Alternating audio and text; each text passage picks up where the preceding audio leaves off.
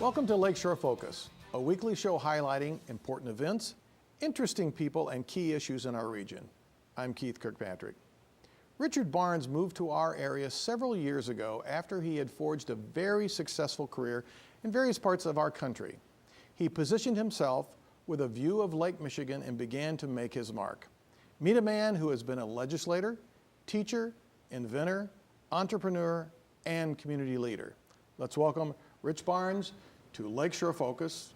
Welcome. I'm sure glad to have you here. I should call you Dr. Barnes. That's okay. That's okay. So you do have a PhD, though, right? I do. I do. Among everything else you've accomplished. I have 4 college degrees. Holy cow! Yeah. So I want our audience to hear a little bit about your story, because your kind of personal life journey is pretty interesting. You started here in Northwest Indiana, Yes. right? Born and raised. I grew up in Hammond, Indiana, on the south side of Hammond. Went to Edison Junior High and then to Hammond High School, and graduated in 1959. I didn't think you were going to tell your age, but you just Oh, did, no, right? no, I did. I just did. We're all the math people. That's okay. I was fortunate enough to have a track scholarship to Drake University. Okay. And so In Iowa? Okay. In Des Moines, Iowa, and I went to Drake on a 4-year track scholarship. How fast were you? I tell people I ran slow, but we were running against people that came back from the Olympics, so we were always struggling to finish second and third. My best time in the 220 was 21.3 out of the blocks, Stillwater, Oklahoma. Oh, and okay. I don't know. You can what, still remember that. That was your personal best. You always remember that. Okay. But so where'd you go from there? From Drake, I had a fellowship to the University of Chicago, and I went to the Divinity School of the University of Chicago and received a Bachelor of Divinity degree and entered the ministry. Chicago was an enlightening experience. You should have added that to your resume. Yeah, Minister, huh? Yeah, well, that too. I enrolled in Ethics and Society, which was the sociological aspect of that program, and for 2 years sat next to Jesse Jackson. And Junior, right? I mean, the guy who ran for president and everything. Yes. Okay, Yeah. Jesse And Dr. Martin Luther King came to Chicago in 1964, and it was our class that went to work for him in Chicago's open housing drive. So I got to meet and work with Dr. Martin Luther King. Wow. And but at that time, he was an ordinary Southern Baptist preacher. So we didn't know him as the historical figure. And it made him very easy to talk to him and relate to him.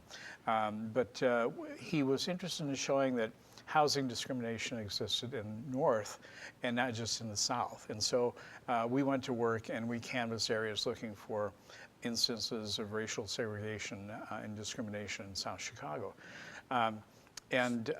So from there, I went to South Dakota. I took a church in Aberdeen, South Dakota, and then a church 2 years later in Wichita Falls, Texas.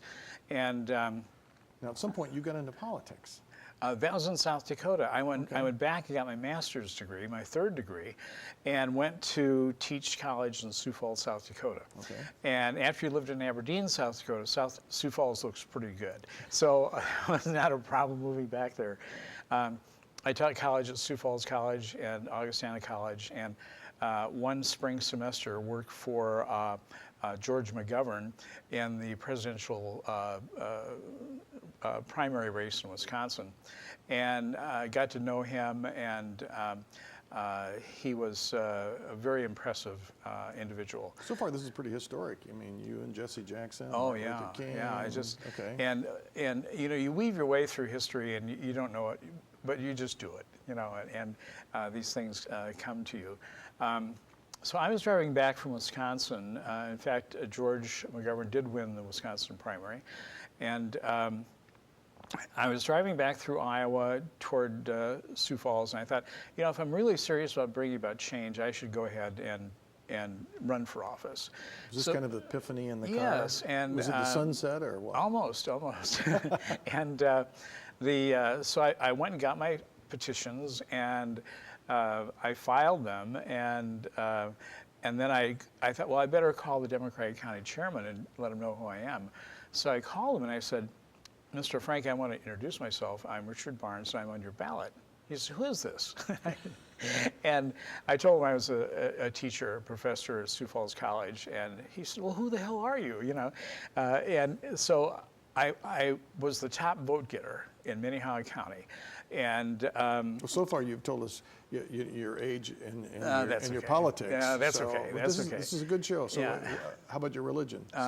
Well, I'm a member of the Disciples of Christ Christian Church. Okay. They're headquartered in Indianapolis. It's a mainstream denomination, Right. and So how long did you serve in the state legislature then? 4 years, 2 terms. Okay. Yeah, and I was on the State Appropriations Committee, the Joint House-Senate Appropriations Committee, and there were 16 of us that spent all of the state money. But in the process, we reviewed 160 different agencies, and we became very acquainted with how state government functions. And it was really a training ground for future governors. And so I did learn a lot from that. But ended up being assistant director of Office of Research at the University of South Dakota, and was offered a job at Boston College. And to go from University of South Dakota to Boston College was quite a leap, so I couldn't turn it down. So therefore, your career in public office ended at that point? Yes, I led an initiative. South Dakota had a very special law. It was called the Dairy Marketing Act, passed in 1966. And it allowed the state to fix and control the price of dairy products in 140 different dairy items. And it was against the law for a store to put milk on sale. So people in South Dakota were paying a terribly high price for a gallon of milk. You can tell me how much it was back then? This terribly high price? We were paying about $3.25. Oh, wow. But we could go across the state line into Minnesota and buy it for $1.20 a gallon. Wow. And it was South Dakota milk that was transferred over to Minnesota, and they manipulated the prices, and the people in South Dakota were subsidizing that kind of loss. But they even excuse me, they even controlled and set and regulated the price of popsicles. And I went to the Dairy Commission. I said, This sounds like Indiana a little bit. well, I said, how do you control the price of popsicles? There's no milk in popsicles. And I said, it's in the dairy case. And I thought, oh no. So what did you do about this? Well, every year in the legislature, I introduced a repealer. And every year it got more and more momentum. Well, the dairy industry ganged up on me, and they financed my opposition. And in 1978, I was out. Okay. And, so you lost the election. I lost the election, and but I wasn't done, because South Dakota has the initiative route, and so we collected 25,000 signatures and put it on the ballot in 1978, and allowed the people to decide whether or not they would want this special interest bill. So you went on then to Boston. How long were you in Boston, at Boston College? I was in Boston 13 years. I was in BC for about 4. Okay. And but I was in a program where the director there, my director, was being traded out by a guy coming in from Boston University, and he was bringing his own staff. So in 1996, I purchased a manufacturing company. It was an electronic contract manufacturing company in North Chelmsford, Massachusetts, outside of Boston. And the fascinating thing about this company is that they could make anything. I mean, they could make anything. And so I embraced that. Electronically, we built power supply units for the U-2 spy plane. We built the control panels that were used in ATM machines. We had temperature control units for laser cutting tools. So did you make a lot of money in this business? Yes. Okay. Yeah, it had a good return. Good return, and we had good employees, and I paid my employees well. And so this is interesting. Let me recap this for a second, because everybody's trying to keep up with this. So I mean, you were in the ministry, right? Then you were in teaching, and higher then education. you were in politics, right? And then you were again in research, and then administration. you became a businessman. Right. So what's left? You haven't been you haven't become a physician yet or anything. No, so my wife won't let me operate on her. she'd be the only victim that you could find, probably. But I look back at this and I say, what's the main line? What's the main line? And as an entrepreneur, I enjoy making money, but that is not the goal. Money is not the objective. When you're an entrepreneur, money is the way you keep score. And business and making money is a game. And you have to know how to play the game. You have to know what the rules are. And you learn how to develop from there. Well, let me ask you, you describe yourself as an entrepreneur back then. When you actually bought that business, did you see yourself as an entrepreneur or really a business owner? No, I was always an entrepreneur. Okay. Yeah. And I set up, I would tell my students, and I'm going to teach you two things. I am going to teach you how to succeed in graduate school and get them ready so that if they could, from a small school, they could still compete in a major Ivy League campus. And I said, the second thing I'm going to do, I'm going to teach you how to make money. And so I was known on campus as the professor who could teach you how to do well in school and also how to make money. And I helped many of my students start companies. And we would be talking about social problems and sociology, and I'd say, where's the opportunity here? You know, what would you do if you wanted to start a company and address this social issue? What would you do? And so we would exchange ideas and so forth. So when did you come back here and why? Well, I sold my company in 2002. And to a larger company, so it was profitable. And I was sitting out there when a girl I met in 4th grade at Edison School came out to visit me, and I always liked her, but I never had enough courage to ask her out. So she came out to visit me on her way to Maryland. So she came hunting you down. Well, we just. I don't know, but anyway, we be careful. She's probably going to be watching this. Yeah, right? I hope so. Okay. But our story is a great one. We fell in love, and we had both been married, and both had 2 children by other marriages. And I was sitting in New Hampshire with nothing to do. I sold my company, and my parents were both alive and still living in Hammond. And so she came out, and we decided to get married. And I sold everything I had and came back. She found a house in Miller, and we bought the house in Miller. And I was able to spend some quality time with my parents before they died. So here you are in 2002, or something like that, Right. 2003, and you moved about 10 years ago. Right, you 10 moved years. back Yep. to Northwest Indiana, and you find yourself here, and you're like looking around, and what do you see at that point? If you think back to 10 years ago, what did you look around and see? I saw opportunity. And what kind of opportunity? Every vacant building is an opportunity. Every idle worker is an opportunity. And so we had... you saw the challenge. I saw the challenge, yeah, and I saw what opportunity is there in Northwest Indiana to grow a business, to start a company, and to make investments. And so we had a product called Hokey Spokes, which was a bicycle light, and we own the patent to that. It was one of the items that I actually manufactured in Boston. And then we bought out the owner, who was MIT grad, but was not really... Was he one of your students? No, he was. Okay. He was very.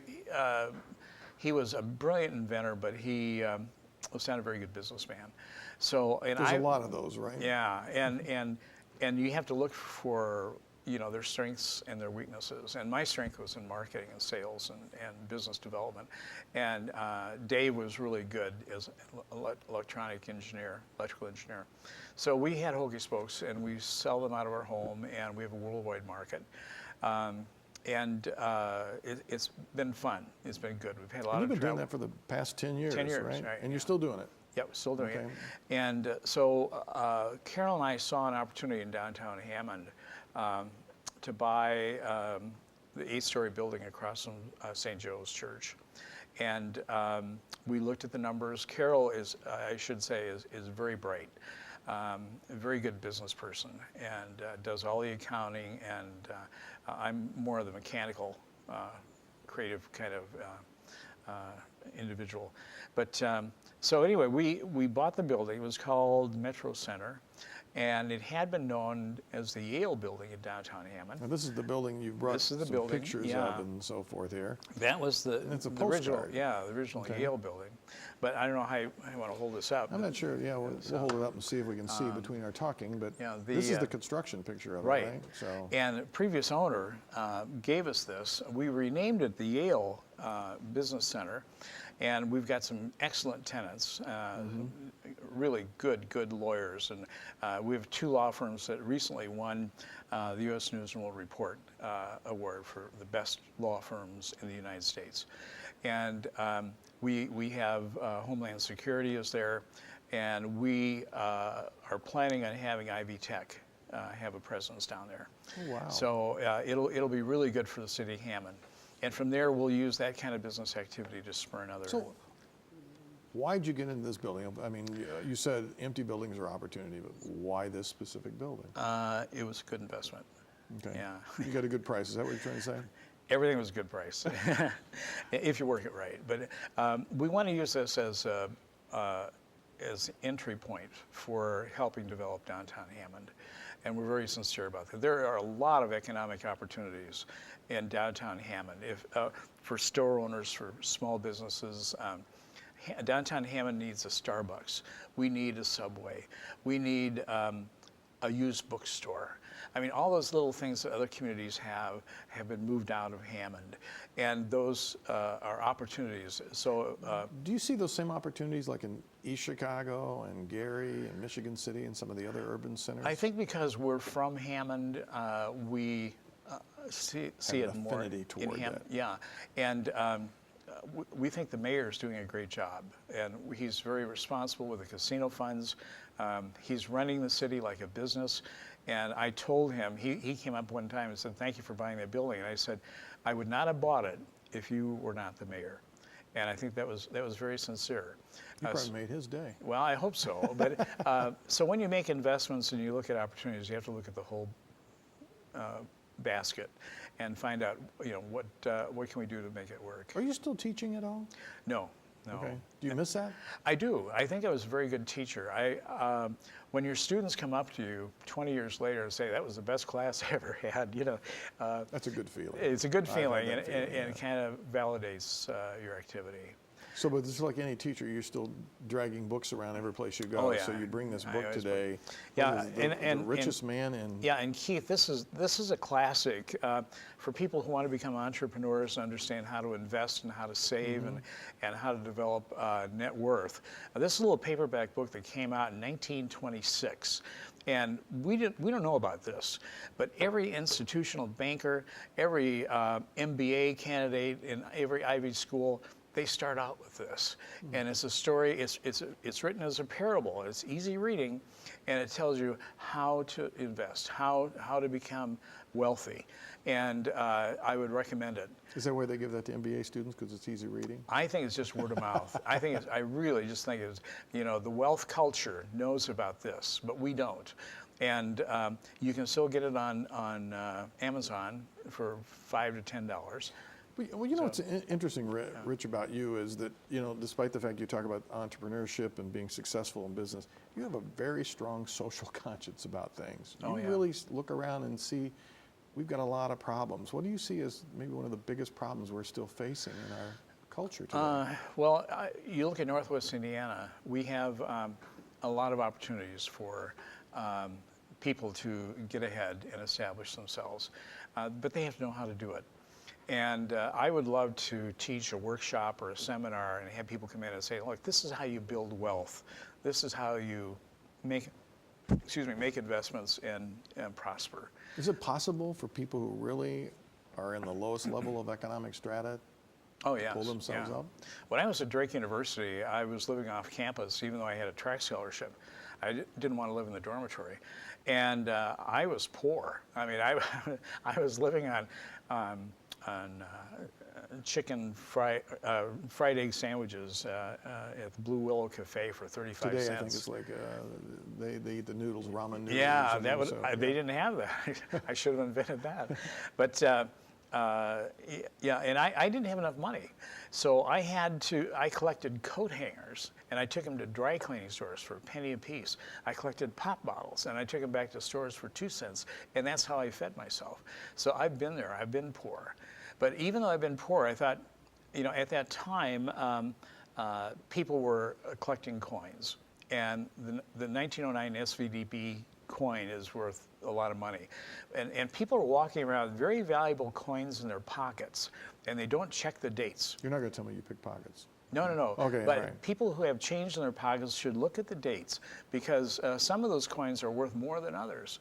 Sacagawea dollars right now are not worth $1. They're worth $2.50. And so if you come across a Sacagawea dollar in your pocket change, you keep it. Wow. Let me ask you, because we're down to probably Sure. just about a minute. Okay. What do you feel like has been the greatest accomplishment you've had in your life? I think the ability to persevere, because I've failed. There are things, I've been defeated a couple times, but you always get up. You always get up and start again. So, last second here, what are we going to see from Rich Barnes in the next couple of years? We have some good business ideas moving forward, and we think they'll be good for downtown Hammond, and we're inviting people to join us. All right. Good. Well, I appreciate you being back in our region and all you're doing, because we only touched on the sliver of some of the other projects that you've been involved in. Thank you, Keith. We'll get you back again here to talk about the car and some of the other stuff Oh, you've yes, been doing. yeah. All right. Very good. All right. Thanks for being here, Rich. Thank you, Keith. All right. Bye-bye.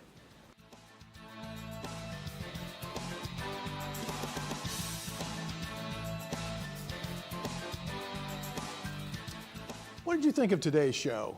Do you agree that we could use a few more men and women who reflect the values and experiences of someone like Rich Barnes?